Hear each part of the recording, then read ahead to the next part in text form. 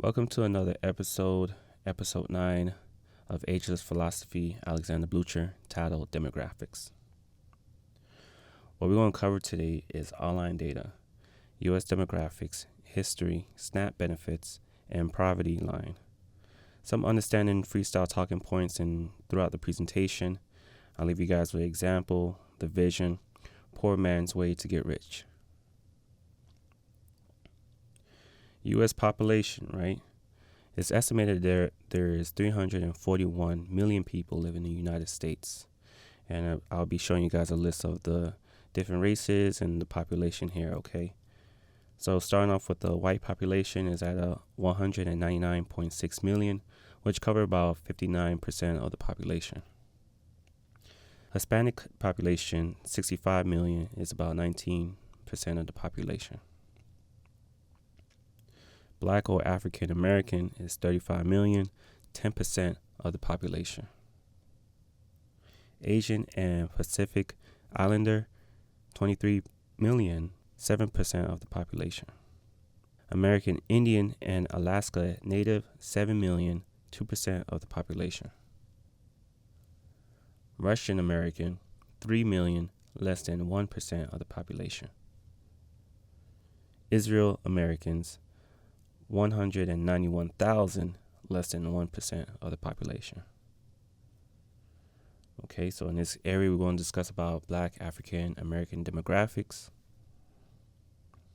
So I have here in this slide that set behind to lose show results of losing. So because of the Black demographics, the Black African American demographics, in this section, set behind to lose, show results of losing, right? So let's see what we have here. We have here the 13th Amendment abolished slavery in the U.S., year of 1865. From this presentation, that's 160 years ago, estimated to be 4 to 5 family generations of years, right? So in the 13th Amendment, the abolished slavery, it was like a big celebration. The slaves are free. There you go, do whatever you want. You're not a slave anymore, and that was in the year 1865, right? About 5 years later, we have the Jim Crow laws passed in the year of 1870s, right? Now that the blacks are free, now it's like, okay, now we got to create some laws and some rules on, things you can do and you cannot do. All right, that was 5 years later after it was free in 1865. And then here comes the Tulsa race massacre in the U.S., year of 1921. From this presentation, that's 100 years ago. I just want to remind the listeners that I put something kind of simple, straightforward here on this presentation. It doesn't take away from other histories, other laws or story time. Okay, so what I put here was just something real quick. So just a little disclaimer here. It was not to take away from any other massacres that was taken on Black Americans, African Americans. It doesn't take away from those type of history points and stories, right? So this Tulsa race massacre in the U.S., year of 1921, from this presentation, it's 102 years ago. So I'm counting generations about like every 40 years, 30 to 40 years. So I went with 40 years. So this is about 2.5 generations ago, right? So it kind of bring that resemblance that it resonate that it's not that far away as it seems to be, because in 2025 you'll swear that with this new day and age, like none of this information doesn't matter. It doesn't affect our community. It definitely does. Set behind to lose, show results of losing. So this is some of the bulletin points I was able to put together in a timeline that kind of like, okay, I see what's going on here. Aid to dependent children in the U.S., year of 1935. All right, so if you guys are not familiar with that, that's where financial aid was given to single-parent households in 1935. Jim Crow laws ended in the 1960s. From this presentation, 65 years ago, estimated about 2 to 3 generations of years. Okay.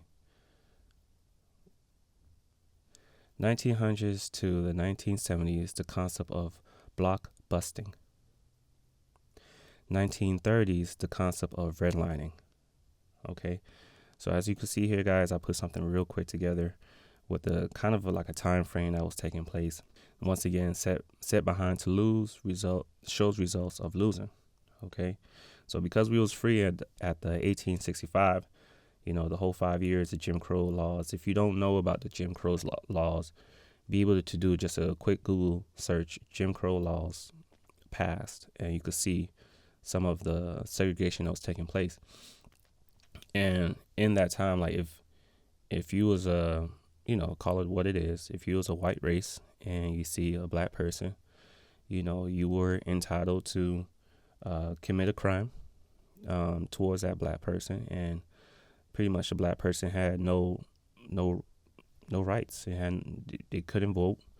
If the black person called the police, like the police is white, so the black person really had no one to put a claim or say, hey, this person hurt me. There's just nothing backing that black person up.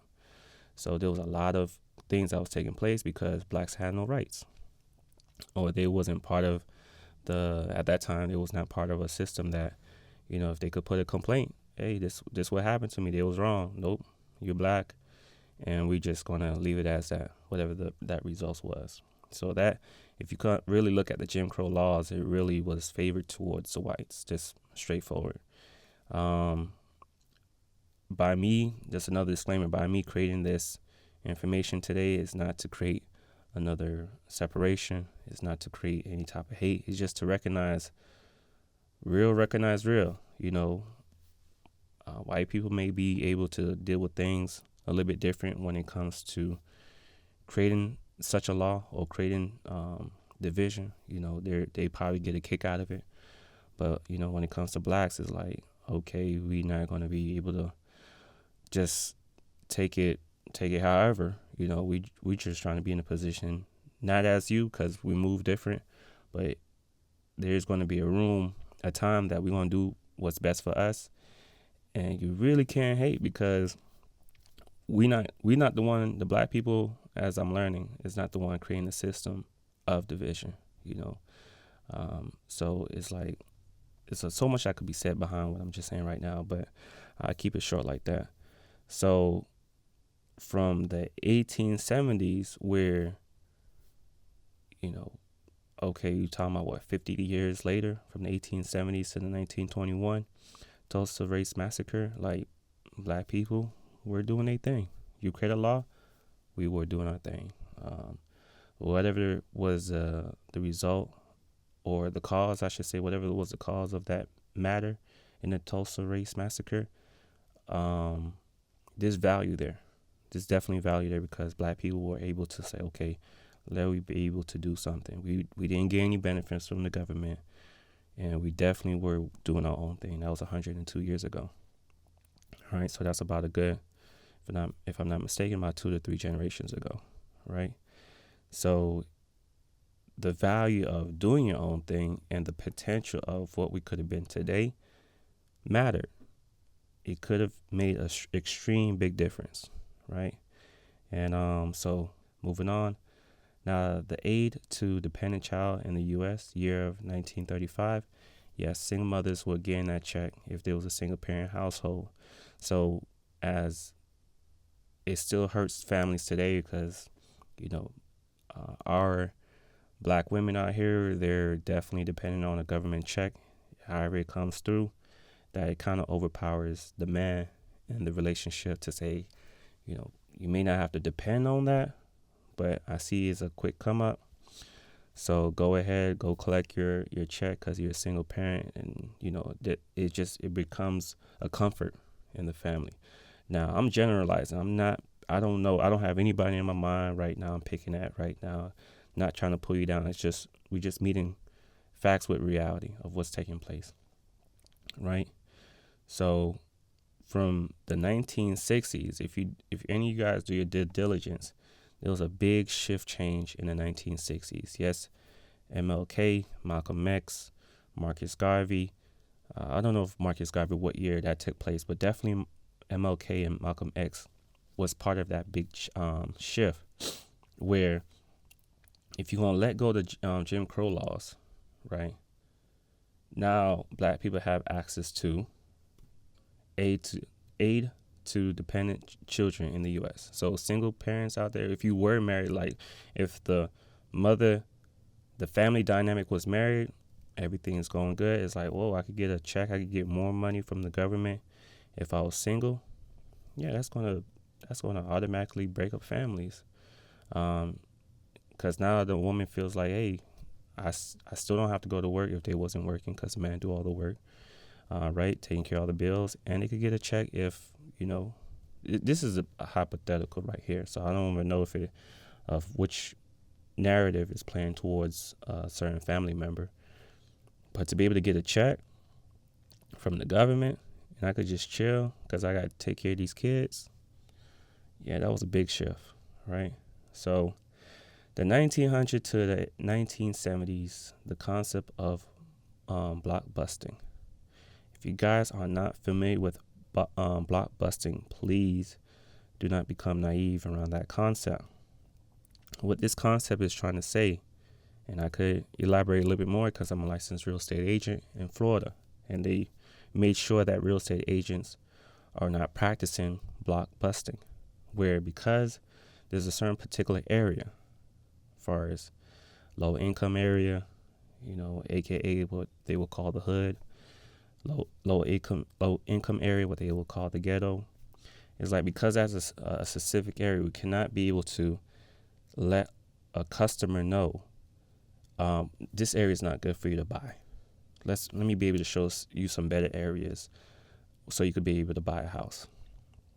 As an agent, it was definitely I won't say instilled, but it was definitely part of our education to not be block busting, and they was doing that very heavily in the 1900s through the 1970s, and I'm pretty sure it still goes on today, right? But for that time, in the 1900s to the 1970s, where this is before, it's like if you took time to understand black people, if you took time to understand black Americans,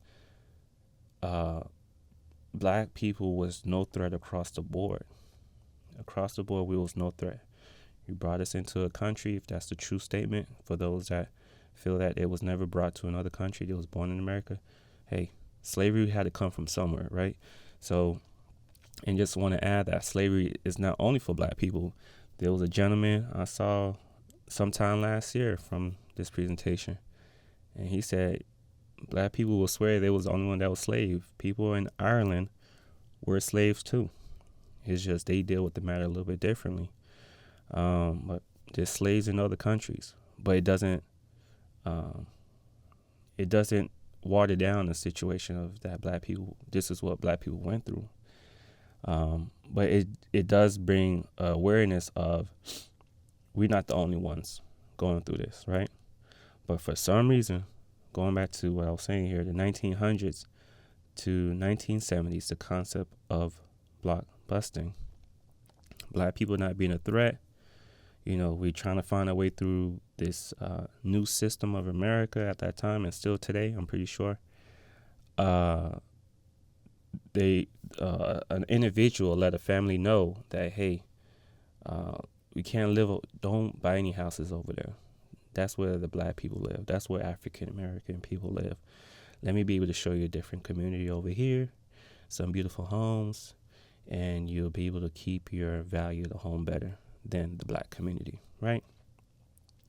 It sounds very horrible what I'm saying right now, but that's the truth. That's really real, meeting with real, of the storytelling of this. Okay, it's not what I'm sharing. Once again, disclaimer, is not pointed at a direct person throughout this whole presentation.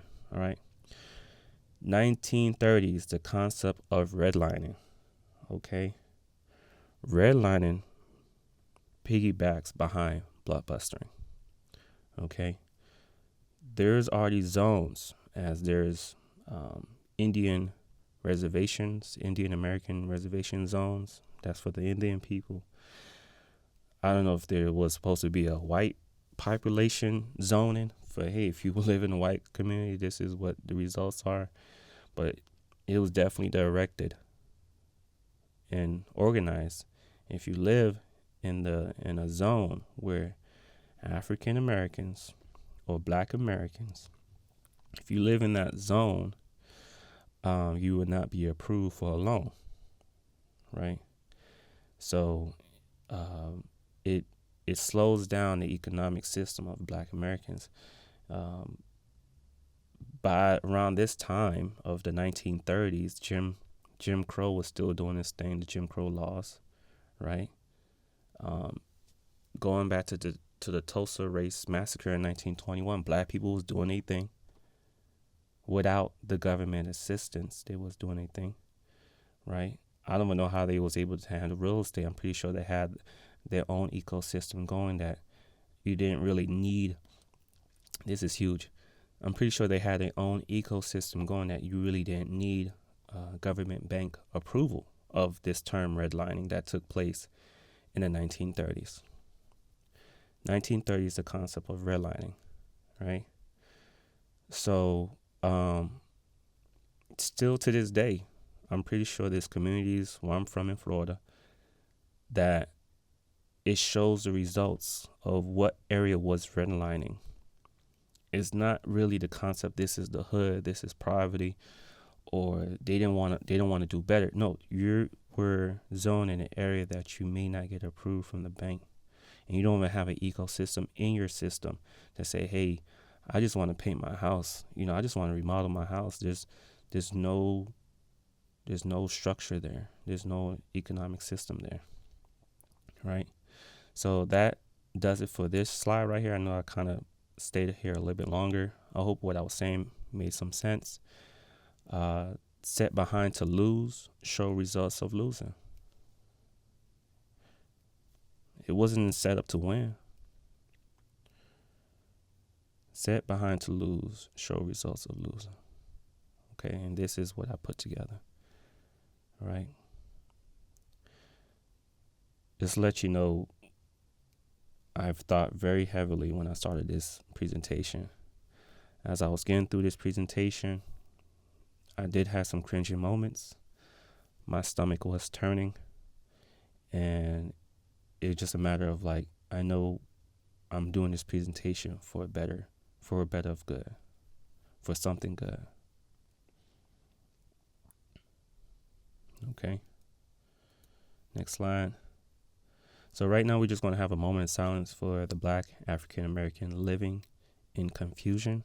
I'll say that again.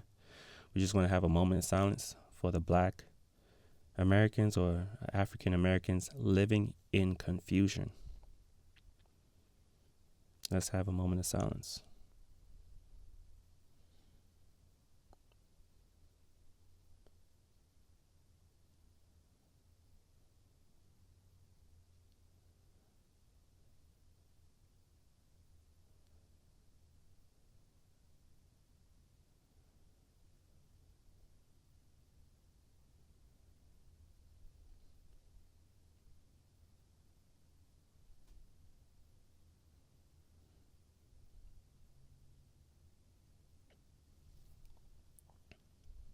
Okay, next slide.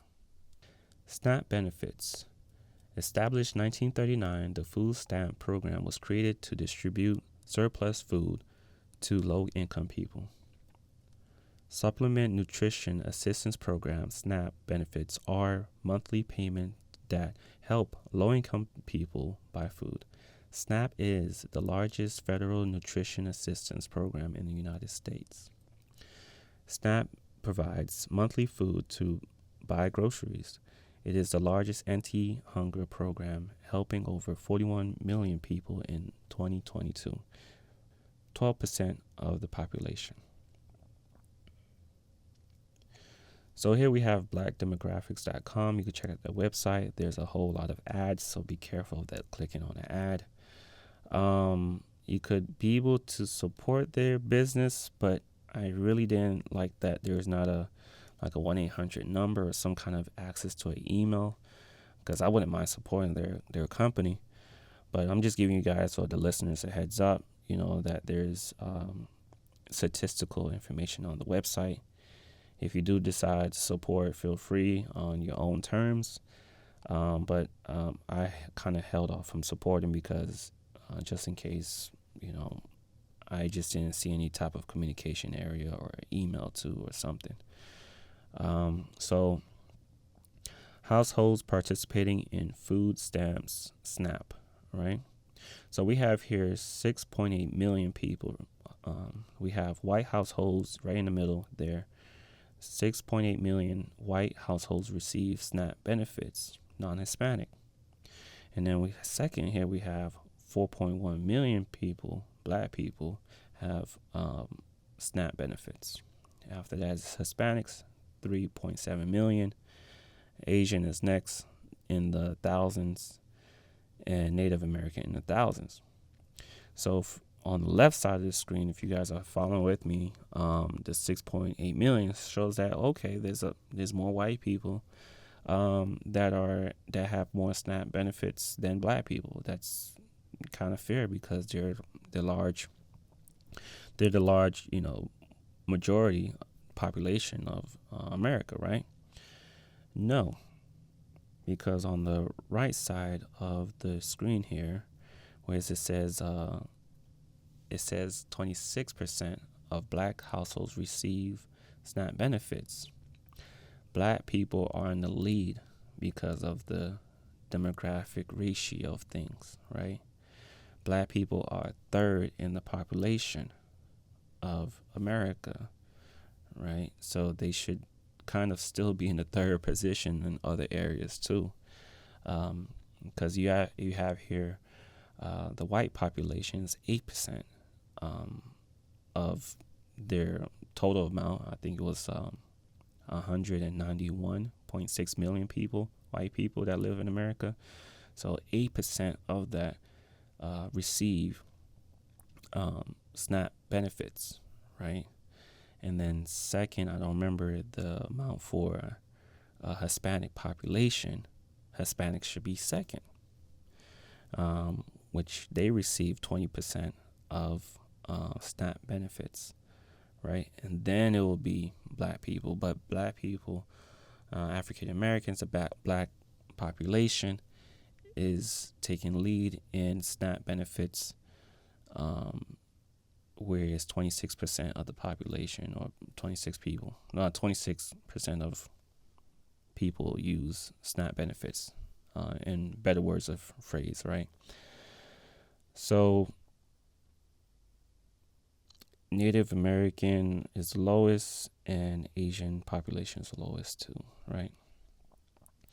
So next here we have what is considered a poverty line income. All right, before I get into the whole statistics here and the numbers here on the right side of the screen, it says the poverty line definition.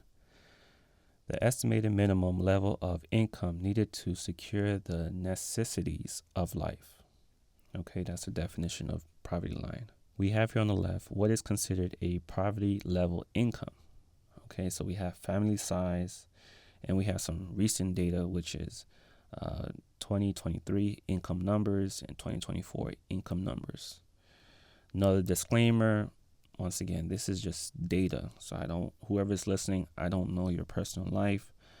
I am not trying to condemn, or I am not trying to bring down anybody. I'm just bringing data onto a screen, right? So with that awareness, hopefully there's some kind of growth that kicks into somebody's mindset. So the question here is, what income puts you at a poverty level line? So, hey, for individuals, there's somebody out there that's making $14,000 a year in 2023, right? That'll put you in the poverty line. In 2024, same thing. For the individual, $15,000 in 2024 will put you in the poverty line. Okay. Now, if you decide to have kids, or a significant other and kids, A family of two, all right? I think the kids is not there because a family of two, it all depends how you, what's the perspective on that. So a family of two in 2023 is about 19,720. And 2024 is 20,440, and so on with the family of three and family of four. Okay, so the last part, if you have the last part on the bottom left, if you have a family of four in 2024 and you make 31,000, the whole family just brings the whole household income is 31,000. That is in the poverty line of things. Okay. Black families living at or below poverty level. I read that again. Black families live at or below poverty level. And this is a census of 2017. I'm reading from the top there where it says female householder, no husband. And we have married couple family. We have male household, no wife. Okay.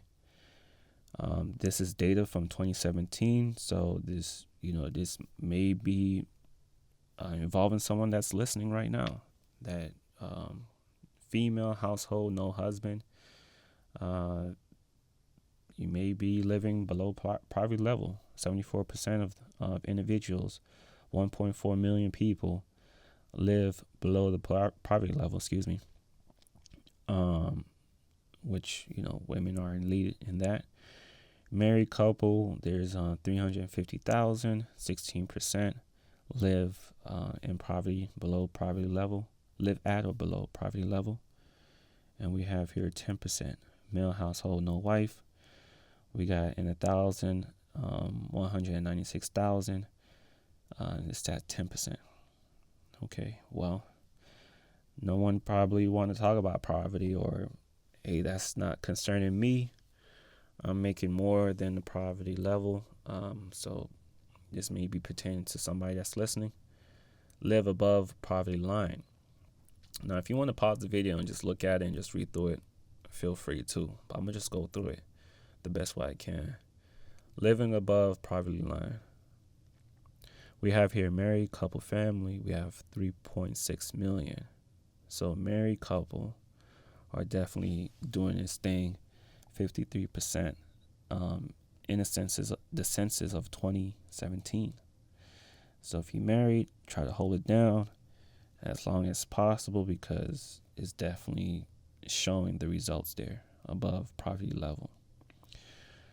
All right, so if you're a female household, no husband, you're second now above the poverty line.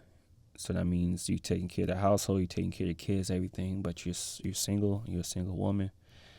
2.6 million, 37% of women out there, black women out there that are doing really well, single by themselves, and they're holding it down by themselves with the kids, right? They're not married, they're single. All right, so and then we have here male household, no wife, 691,000. It's definitely living above the poverty level line, which is 10%. So it's kind of showing some good numbers here back in 2017 because, anything with, if we add all these individuals up under living above poverty level from the married couple, female household, no husband, male household, no wife, we may be able to get it at a little over 6 million. Just a quick math there. That are doing pretty well, married or single, you're pretty much doing pretty well. It shows very well on social media. People living this single life, traveling and everything else, you're doing very well. But if you are married, round of applause to the married couple. You guys are definitely taking lead in that area. So it does show that by staying married, it seems like you're doing well than the level above there, living. Sorry for the words I'm using. It looks like you're doing well as far as the comparison on the above graph there, living at or below poverty level. Where the single women, there's more single women. Yeah, there's more single women with no husband below poverty level. That's not looking good right there on those statistics. Okay, and this is the census of 2017. Not sure if it's gotten better over the years or if it has gotten worse. All right, on to the next slide. So that was a freestyle subjective speech, A/B literacy on something to compare to channel. What we have here, demographics. We have one short video clip, less than 12 minutes, poor man's way to get rich. I'll leave you guys with this question. Did you enjoy the series from episode 1 through 9? No gaslighting here, a genuine question to ask yourself. All right, I'll read that again.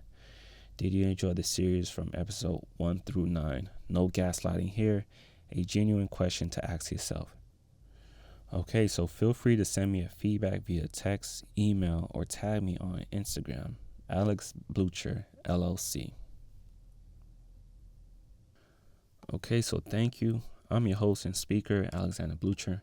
That's my contact number there. You can send me an email, info@alexander-blucher.com. And you can check out my website, alexander-blucher.com. Thank you for listening. Thank you for making it through this series.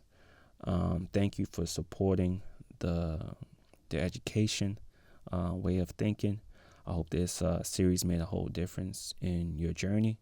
Just a 1% difference is what I'm just trying to add value to somebody's life. If that 1% difference can make a difference, that made my day. I'm happy for you. So it's a win-win situation. So with that being said, you guys take care.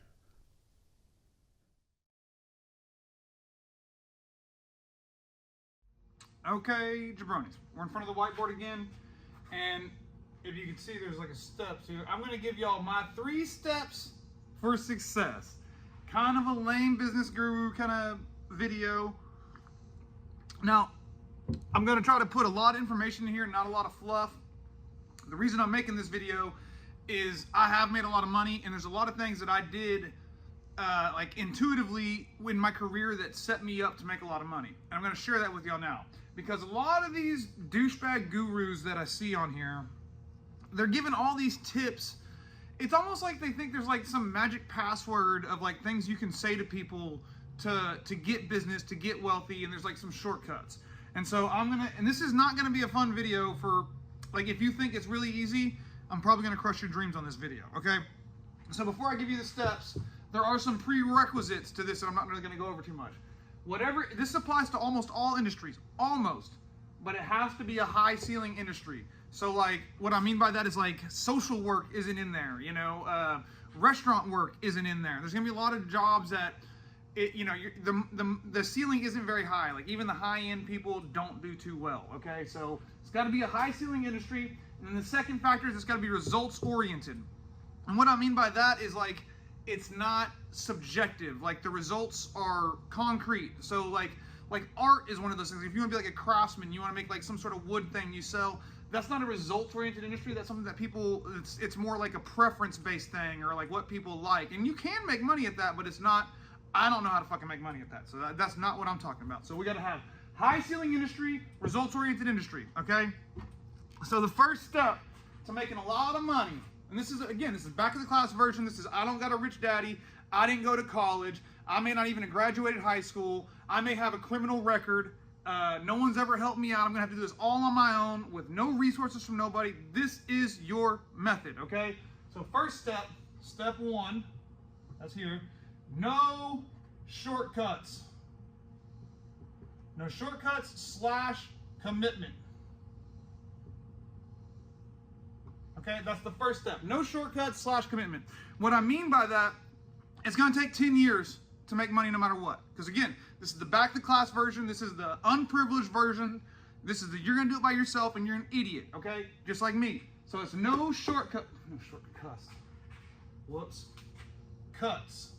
No shortcuts in commitment. So you got to stick with it, because I've told people before, it doesn't matter what industry I was in, I would have made a lot of money. I could have went and sold cars. I could have became an electrician. I could have became a welder. I could have got into irrigation. I could have started selling fucking pumps. I would have found a way to make a lot of money because of I accepted there's no shortcuts, and I know it takes commitment. I know I got to commit to this in the long haul, because you're not going to be good at anything if you do it for a year or two. You have to do it for a long, long time and become the best at it, okay? So you need to be focused, have that commitment to no shortcuts and becoming the best at your trade. And the reason that's the first step is because you got to understand, day one, you're making no fucking money, okay? And like, your prospects may seem bleak, but they don't matter. It does not matter. We're going to do these 3 steps, and it doesn't matter if you have a shit boss, it doesn't matter if you have a shit job. If you do these 3 things, you will be so valuable. So, no shortcuts, commitment. Second step, integrity / reputation. Whoops. Okay? And I don't know if y'all can read that. Probably not. I can barely read it. But integrity and reputation. That's the second step. So always remember that, like, the way you do some things is the way you do all things, right? And so this part here, I just naturally cared a lot about my customers. I cared a lot about their problems, and like, I wanted to solve them. I wanted to be valuable to people, and like, I cared that, like, no matter what, like, accountability. I should have wrote integrity and accountability, because that way it's like, you don't need anybody arguing with you. You don't ever want to lie. If somebody thinks you fucked up and you did, own it, fix it, make it right, and then all of a sudden you build this reputation of, he's an honest, like, okay, here's an example. On my board over there, I got a job that was $13,450, okay? Sold it. I got my material quote, and we wound up being able to do something a little bit different on this job, and my total cost on that job was gonna be like $3,200, okay? And I sold it for $13,450 or something like that. And I called the lady who like, the customer of mine is this woman, and I was like, hey, that job we're doing off John Carpenter, I think I can take about $1,500, $2,000 off that, because, like, you know, the material's a lot less than I thought, and like, with us like changing the scope a little bit, I'm gonna be able to save you money. I didn't have to do that, but because I did that, that shows her that, hey, this guy's not gonna.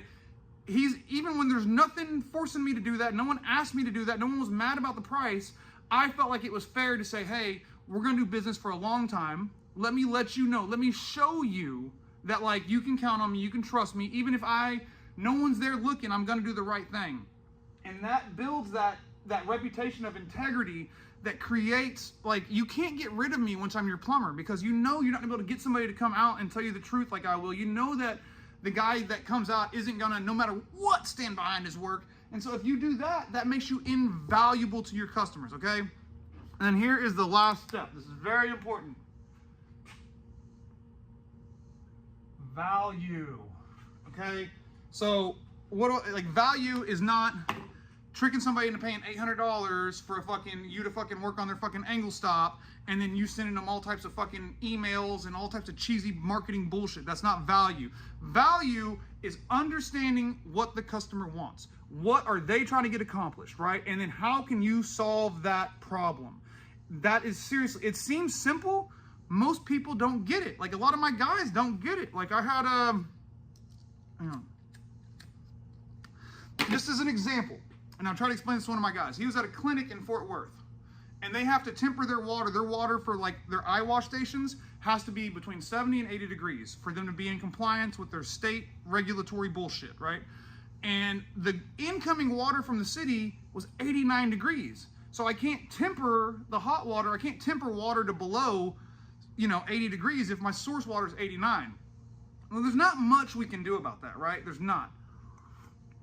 I went ahead and contacted the city, said, like, is there something going on? What can we do? I got a guy out there. But the plumber I had out there, Randall, I'll sell him out, he was just like, yeah, this lady's tripping. There ain't nothing we can do about it. And it's like, I get it. But it matters to her. She called us to solve this problem. We don't need to come out here and tell her what she needs to care about, what she needs to think is significant. We're here to solve the problem. And so I pestered the fucking city and pestered the city. I kept her updated. I tagged her in every email. I did everything I could to try to solve this problem. And I charged her for this too. Like, this wasn't free, you know what I mean? And I did all that work. And this lady, even though we couldn't solve that problem, she told me, she was like, oh my God, I haven't been able to find a plumber that like actually cares about our problems, is trying to solve it. She was like, just seeing how involved you were in this and that it mattered to you so much is like just great to us. Can you look at this other clinic for me? And she gave me some other work out of that. And that was part of the process. She's one of the practice managers who runs like 50 clinics, or like 20 clinics out of like the 120 I'm now taking care of, who was a big part in me getting all this service work for all these clinics, because I was trying to provide value. Okay? So none of this is gonna happen fast. None of it. Like, guys, I was 23 years old whenever I decided I was gonna quit trying to be a rock star. I was gonna quit like fucking around and commit to plumbing. I was 23 years old. And I talked to my wife, I was with her at that point already, and I told her, I was like, look, babe, I'm smart, I work hard, and like I'm willing to grind this out. And I think that's gonna set me above everybody else in this industry, because I'm a little bit sharper, and I'm you know, my work ethic is second to none. So like, no one's gonna outwork me. And I told her like that night, I was like, you know what I'm gonna do is I'm gonna start working again. I'm gonna do 4 years with this small company. Then I'm gonna go do a couple years in residential, like commission-based shit to get a lot of money. And then I'm gonna go do 4 years in like industrial commercial shit to like really get well-rounded. After about 10 years, I'm gonna go start my own company. That's exactly what I did. And it worked out exactly like I planned it to work out. And so because I never took shortcuts and I was committed to the job and I didn't just fucking quit, and I realized it was a long game. I realized that like, I'm not gonna be here in 2 years. I'm not gonna be here in 3 years. I knew from day one, it was 10 years minimum before I got to where I am now. And it took longer than that. And I'm smart as fuck, you know what I mean? So like, it's not a quick thing. The integrity and reputation. The way you do some things is the way you do all things, okay? So whenever I started the company up, these came into play because all of those customers that I got now, guys, I take care of huge swaths of downtown Dallas, very large airline facilities, medical facilities, hospitals, big time shit, like municipal work. I'm doing a bunch of work for, I'm not gonna say the cities because I don't want to tie them to me because I cuss and smoke and shit, but like big time shit. And all that came because these people that I did work for, they knew my integrity. They knew my reputation from before I started. And they knew that the way you do some things is the way you do all things. They knew I wasn't getting the profit off these jobs, right? I was working for another man. And I wasn't getting the profit. I was just getting my paycheck. But if they called me at 2 a.m., it mattered. I was gonna get out there before I even made arrangements for getting paid and shit. I was like, nope, I'm coming. I'm your guy. And so because of that, once I started my company, they knew what they were gonna get. They're like, it's probably gonna be better because you're the one actually getting the money now. And so that paid off. 3, value is why I'm truly, truly fucking rich now, okay? Because everything started off well. Everything started off well when I started the company, and I had some business because of these fucking 2 steps and the things I did in my career beforehand.